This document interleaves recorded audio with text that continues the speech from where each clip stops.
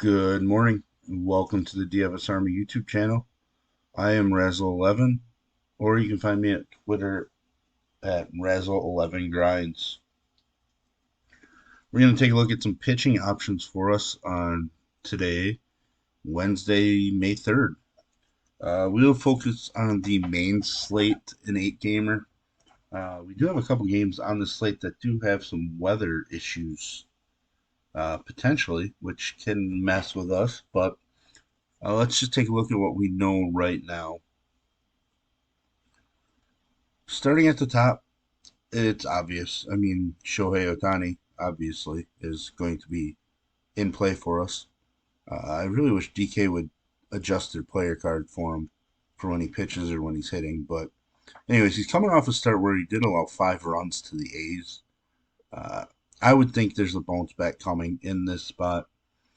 The Cardinals haven't been very good the last few weeks.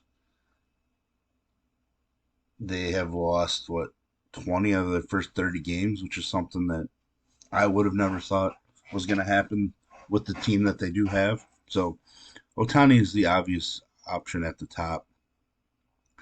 I am going to be really high on Dylan Cease finally. I know it's rough considering he hasn't been strong at all, but there's a ton of K upside in this matchup with the Twins, and I expect his Ks to show up at some point. I hope. Um, I don't really want to think of him as just a 1 year wonder from last year. So it's just a matter of getting things going for him. So he's somebody that I am going to be pretty high on in this spot and hope that it's a bounce back spot because I do expect him to be a bit overlooked. With him being 10.3K on DraftKings. So uh, volatile probably, but I'm going to lock in that upside. I think Bieber's going to carry a little bit of ownership. He hasn't been, elite by any means, so I'm not sure 9,500 is a price I want to pay for him. There's some weather in New York. Uh, might push me off of Bieber completely, depending on the timing of everything. Stroman stands out. Had one rough start against the Dodgers, which is expected. Wasn't the greatest last time out, but he's had some strong starts this season. He's a strong favorite against a weak Nationals lineup. Uh, I was just working on my morning article. The Nationals, a month into the season, have a team ISO of .090 against right-handed pitching. Yeah, that's .090. So uh, Stroman is definitely worth the roster spot. We're going to go down to Seattle. I've seen reports that it'll be Kirby, but I've also seen some saying that it's Logan Gilbert. Uh, so we're going to talk about both of them here. We can visualize Kirby a bit, but both of them are definitely in play.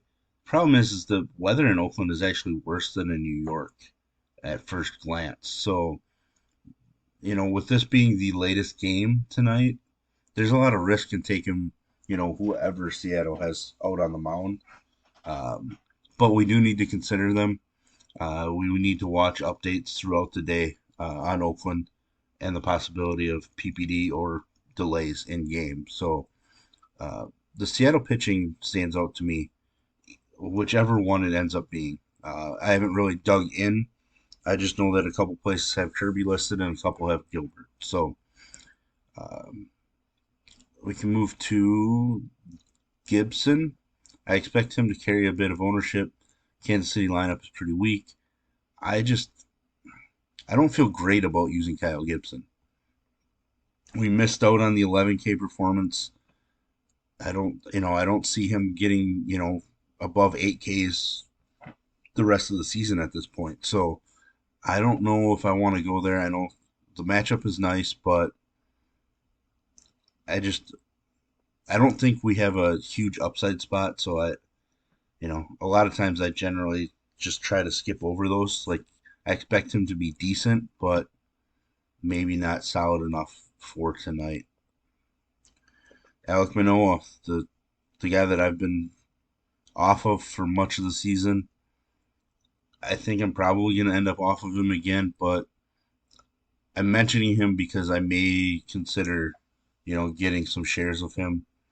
I have to dig in more to the exact matchup, but I want to be back on the fade, but there's something about him and the way that he's pitched the last couple that maybe he's figuring it out again, but uh, just want to mention him because he does have the upside we kind of look for. Kyle Freeland is going to be in consideration for me, but probably ends up not making my builds. The reason being is, Milwaukee struggled last night in the first game at Coors. Milwaukee has struggled against left-handed pitching much of the season already. So the matchup actually is decent for Freeland, but it is Coors. So I'm not sure that I want to take that chance. And one other guy that I'm definitely considering down here, Louis Varland,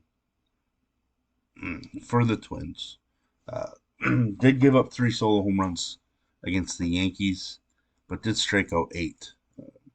He made 2 starts last year against the White Sox, allowing just 2 runs in 10 innings.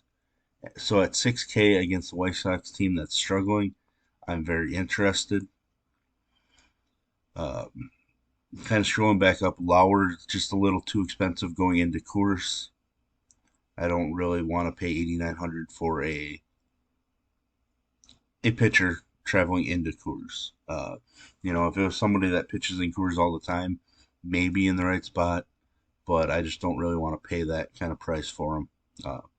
Pivetta, another guy I don't have any interest in playing, especially against the Blue Jays, but I really rarely have interest in somebody like Pivetta. So there we have it, kind of a quick look.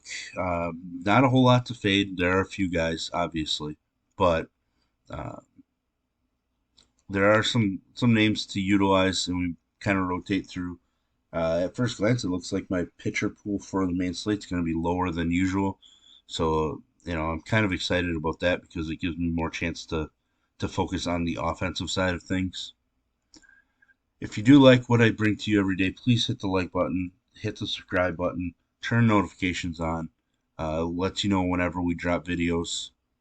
Hit the comments with the guy that you're planning to go overweight on tonight. I'm pretty sure mine will be Cease, and if it's not Cease, it'll be somebody like Louis Varland. Um, but yeah, if you want to join us at DFS Army, I'll put links in the description below. You can use promo code RAZ, R-A-Z, for 10% off your monthly membership. And as always, best of luck, everybody.